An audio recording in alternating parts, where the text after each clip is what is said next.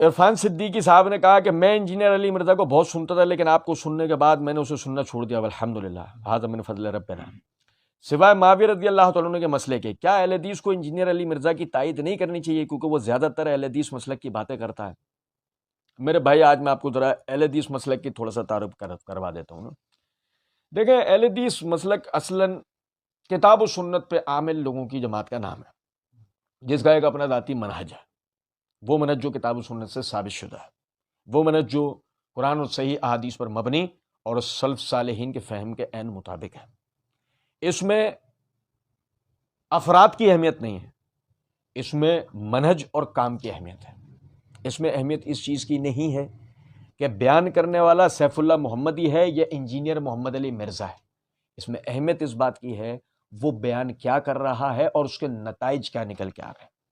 اگر مثال کے طور پہ انجینئر محمد علی مرزا صاحب صحابہ کرام رضوان اللہ علیہم اجمعین کا دفاع کر رہے ہوتے اور اس آڑ کے اندر فتنوں کا رد کر رہے ہوتے، فرقوں کا رد کر رہے ہوتے، اور لوگوں کے جو جھوٹ فریب دھوکہ دہیاں ہیں ان کو ان کی کتابوں سے واضح کر رہے ہوتے، تو میں آپ کو سچ بتا رہا ہوں، مرزا صاحب کی پشت پہ اگر پورے پاکستان، پوری دنیا کے اندر اگر کوئی جماعت سر فہرست کھڑی ہوتی تو وہ اہل حدیث تھے، تمام اہل حدیث مرزا صاحب کی پشت پہ کھڑے ہوتے۔ لیکن ہوا کیا کہ چونکہ مرزا صاحب خود کو آئیکن سمجھتے ہیں، جیسے کہ مسئلہ نمبر 157 میں انہوں نے اپنے بارے میں کہا ہے، اور جیسے کہ مرزا صاحب اپنے آپ کو اس جو نا سب کانٹیننٹل کی سب سے علمی شخصیت سمجھتے ہیں، جیسے کہ اشاروں کنایوں کے اندر انہوں نے مسئلہ 157 میں اس کی طرف توجہ دلائی، اور میں توجہ دلاتا رہتا ہوں کس طرح۔ بلکہ مرزا صاحب نے مسئلہ 170 کے اندر یہ بھی کہا ہے کہ سلف صالحین نے جو علم بیان کیا تھا نا وہ سمجھائی میں نے۔ تو آپ سمجھیں ذرا اس بات کو کہ اہل حدیث حضرات والی اگر مرزا صاحب باتیں کر رہے ہوتے ہیں اور اہل حدیث ان کی تائید کرنی چاہیے تھی، تو مرزا صاحب تو خود کہہ چکے ہیں جو سلف صالحین بیان کرتا ہے اسے تو بتاتا ہی میں ہوں، تو اہل حدیث کس کھاتے میں؟ بھائی اہل حدیث کی کوئی حیثیت بچی؟ اب مرزا صاحب تو کہہ رہے ہیں بتایا ہی میں نے، آپ کہہ رہے ہیں سوال کے اندر وہ زیادہ تر اہل حدیث مسلک کی باتیں کرتا ہے۔ وہ مرزا صاحب کب کہہ رہے ہیں بات کہ وہ اہل حدیث مسلک کی باتیں کرتا ہے؟ وہ تو کہتے ہیں سلف نے جو کہا وہ سمجھائی میں نے۔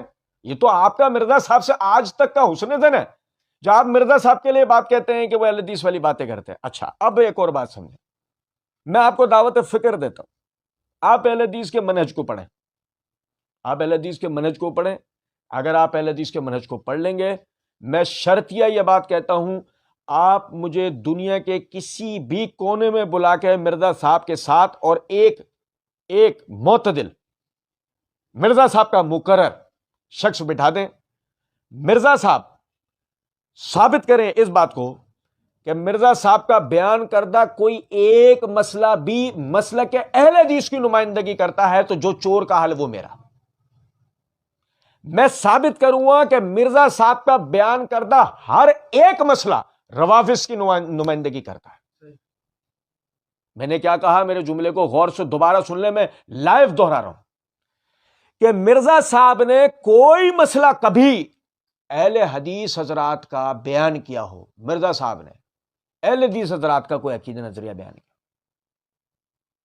گارنٹی سے میں یہ بات کہتا ہوں جو چور کا حل وہ میرا۔ اگر مرزا صاحب ثابت کر دیں میرے سامنے بیٹھ کے، میں ثابت کروں گا مرزا صاحب نے آج تک جو بھی بیان کرا ہے وہ سب روافض کی جو ہے تائید میں بیان کرا ہے۔ اور رہ گئی یہ بات کہ بھائی سوائے معاویہ رضی اللہ تعالیٰ عنہ کے مسئلے کے جو ہے وہ اس کی ہم تائید کر لیں، آپ میری بات سمجھیں، آپ منہج اہل حدیث پڑھیں، مرزا صاحب کو سنیں۔ میں اس سے بھی پہلے آپ کو دعوت فکر دیتا ہوں، آپ مرزا غلام احمد قادیانی کو پڑھیں۔ آپ یقین کریں کہ اگر مرزا غلام احمد قادیانی کو یوٹیوب چینل حاصل ہو جاتا، آج مرزا غلام احمد قادیانی کے فالوورز مرزا انجینئر کے فالوور سے 10 لاکھ گنا زیادہ ہوتے، بلا مبالغہ ہم یہ بات کرتے ہیں۔ اس کی وجہ یہ ہے مرزا غلام احمد قادیانی عربی زبان کے بارے میں جانتے تھے، مرزا غلام احمد قادیانی فارسی کے بارے میں جانتا تھا، مرزا غلام احمد قادیانی عربی قوائف وغیرہ پڑھا ہوا تھا، فقہ کا علم تھا اس کو تھوڑا بہت، علوم الہیہ کے بارے میں اس کو تھوڑا بہت معلوم تھا، مدرسے کا پڑھا ہوا آدمی تھا، مشکات سے بخاری وغیرہ کچھ کتابیں حدیث کے پڑھ رکھی تھی۔ یہی وجہ ہے جب بات کرتا تھا تھوڑا بہت اس کا کوئی علمی پیمانہ بن جایا کرتا تھا، پھر اس کا رد کرنے میں بھی مزہ آتا تھا. لیکن مرزا جہلمی کا تو مسئلہ یہ ہے، مرزا جہلمی کا مسئلہ یہ ہے کہ اگر اس سے پوچھا جائے عربی کا معنی بتاؤ، کس کے؟ عربی زبان ہے نا، عربی زبان، عربی کا معنی بتاؤ، میں گارنٹی سے بات کرتا ہوں مرزا صحیح نہیں بتا سکتا. آج یہ ہماری سن لے نا ویڈیو، کل تیاری کر لے، پرسوں ہمارے سامنے بیٹھ کے نہیں بتا سکتا. آج ہماری یہ ویڈیو سن لے، یہ ہم نے سوال کیا، مرزا نے سن لیا، رات کو بیٹھ کے جواب اس کو سب بتا رہا ہوں، بیٹا بیٹا دیکھیے بیٹا یوں، بیٹا یہ دیکھ، وہ پوچھے تو ایسے بولنا، بیٹا بیٹا بیٹا بیٹا، جی ابو، جی جی ابو، جی ابو، انگوٹھا منہ میں، ابو جی.